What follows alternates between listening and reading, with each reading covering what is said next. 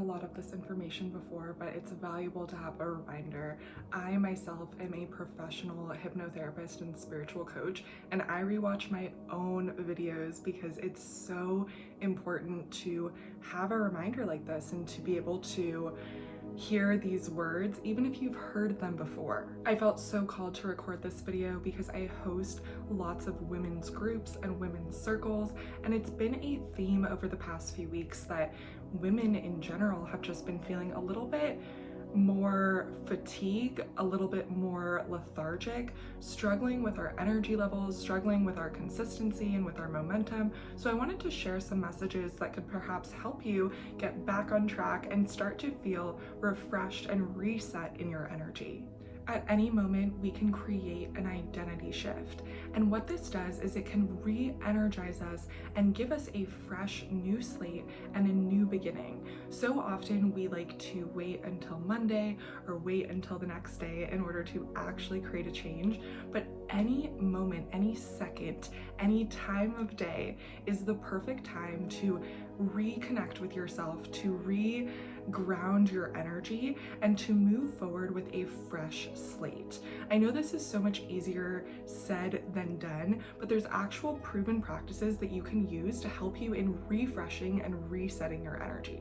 Everything that I'm going to share here is in alignment with ancient meditation and yogic philosophies, which ask us to focus more on our inner energy if we want to see external results. So if you want to feel more energized throughout the day, it's important to focus on your inner energy first, to really deeply ground yourself in your vision, your why, in your identity, and the identity that you want to carry moving forward. If you're feeling exceptionally tired, it could mean that there are things in your subconscious mind that need space to be processed. There's so many ways that our subconscious mind processes different things. One of the natural ways that we do this is in our sleep, which is why we tend to feel really, really tired when our energy body, our mental body, our emotional body, and our subconscious mind is processing lots of different things. So you could just be requiring more sleep during this time. And I would encourage you to test that out, to try to rest a little bit more. If you struggle with rest, you are not alone. I'm actually someone who experienced horrible insomnia for so much of my life, and I used these practices to create more rest in my mind, body, and soul so that I could transform my identity and then transform my life.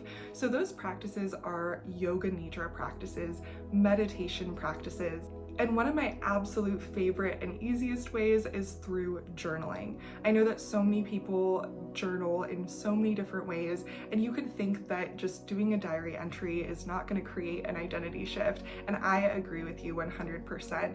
The journaling methods that actually create a shift in our lives are journal prompts that use neuro-linguistic programming, or NLP, to actually get down into our subconscious mind. And this is what ultimately creates so much more progress and movement in our lives. I will link all of my favorite practices below. Ultimately, what I've found it as being a woman myself, as well as coaching women for so many years, is that it is so hard for us to put ourselves first. I know that it's something that we cognitively know to do, but to actually practice this in our behavior, to actually stop ourselves throughout the day every few hours and check in with ourselves and ask ourselves, am I really putting my own energy and my own needs first in this moment? That takes a little bit more energy.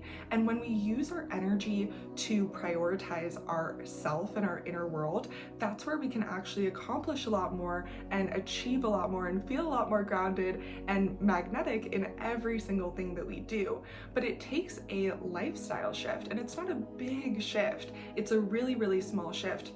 But it's hard to remember as you're going through the day to stop and check in with yourself, to look in the mirror and really ask yourself these hard questions and give yourself the space to be honest with yourself and to actually answer in your integrity. Putting yourself first as a woman is an act of defiance. It doesn't come naturally in our society, even though it's something that comes naturally in our heart. So as we go through this process of trying to put ourselves and put our needs first more often, we're gonna come across inner conflicts with ourselves. And this is exhausting. It's exhausting to be in an inner conflict with yourself. So I want you to know that if you are facing fatigue right now, if you are experiencing inner conflict and fatigue as a byproduct of that inner conflict, that it's not an indicator that you are off track. It's not an indicator that you are in a bad place in your spiritual journey or anything like that. It's actually the complete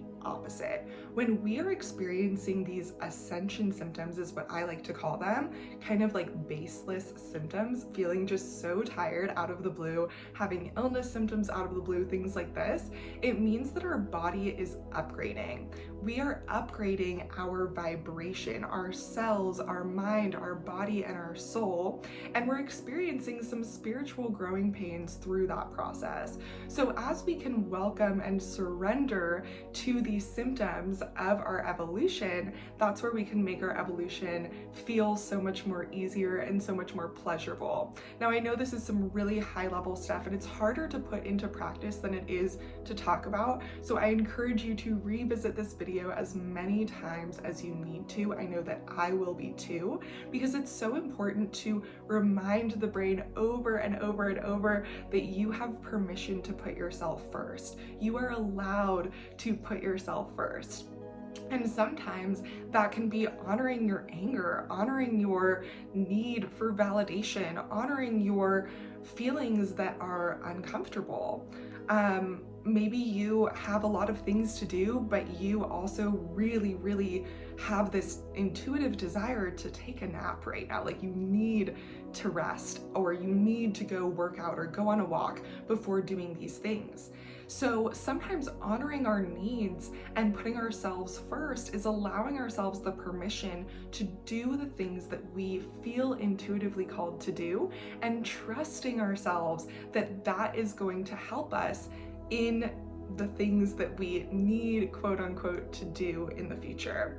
I want to lend you so many tools and tasks and things that can support you in this. One of them is, instead of saying that we need to do something, we can say that we get to do something. And I know that this is just a small shift. Again, it can be hard to remember, but this small shift can actually create so much more energy and so much more progress in our lives. The more that we can use neuro-linguistic programming, which is literally just shifting slightly the words that we're using. We're not saying something different, but we're just shifting the words that we're using.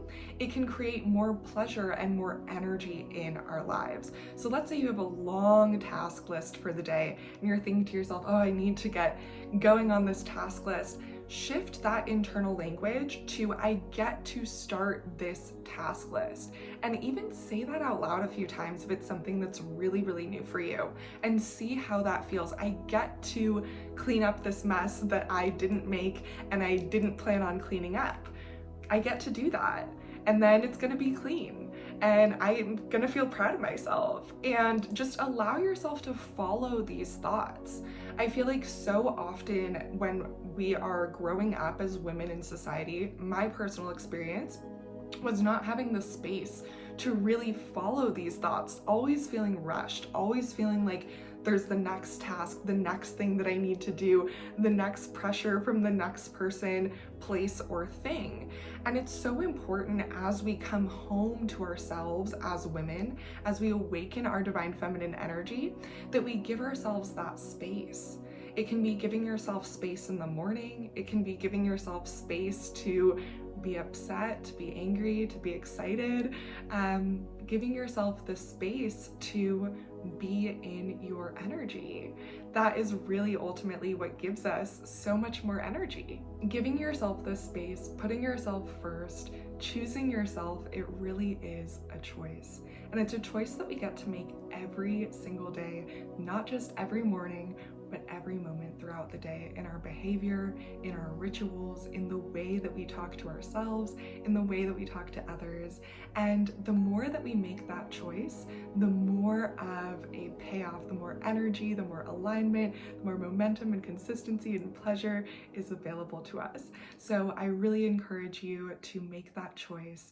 And I'm gonna just finish off this video by letting you know that I share these messages from a very potent energy vortex of Joshua Tree, California. And this energy vortex has been powerful since ancient times. It has been a hub for these sorts of conversations, for soul expansion, energy healing, connecting with our spirit guides, our cosmic ancestors, as well as nature and our worldly ancestors here.